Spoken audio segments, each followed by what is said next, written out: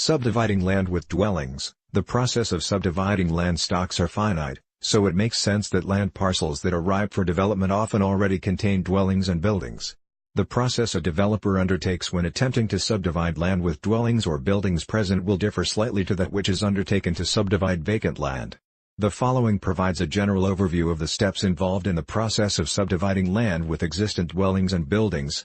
Preparing to subdivide. Developers who are attempting to apply for the subdivision of land with existent dwellings will need to make several considerations. First, the planning map required to subdivide land with dwellings will need to clearly detail the existent structures on the site, as well as details as to whether they are tenanted, and how the subdivision will likely impact their existence both negatively and positively. Some developers who are subdividing land with existent dwellings never get past this first stage because the resistance they experience from tenants within existing dwellings is too strong and the tenants' argument against subdivision supersedes the development purpose for the land. Everything is more complicated within this stage if dwellings are already on site. Will the subdivision work around the dwellings or will they have to be demolished? Will the land zoning change with the subdivision and cause the existent dwellings to change use?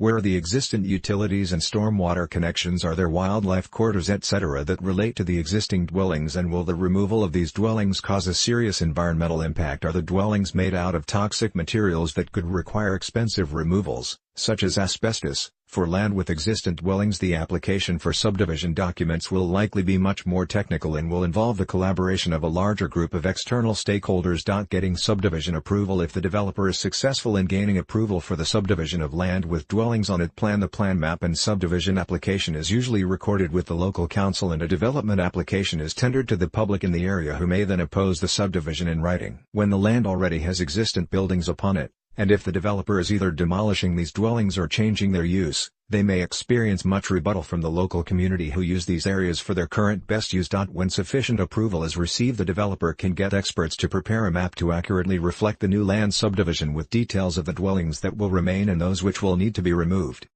This document is available for public viewing at the local council center, so ensure that when you prepare it you keep this in mind and appeal to the local community for the removal of the dwellings or their changes.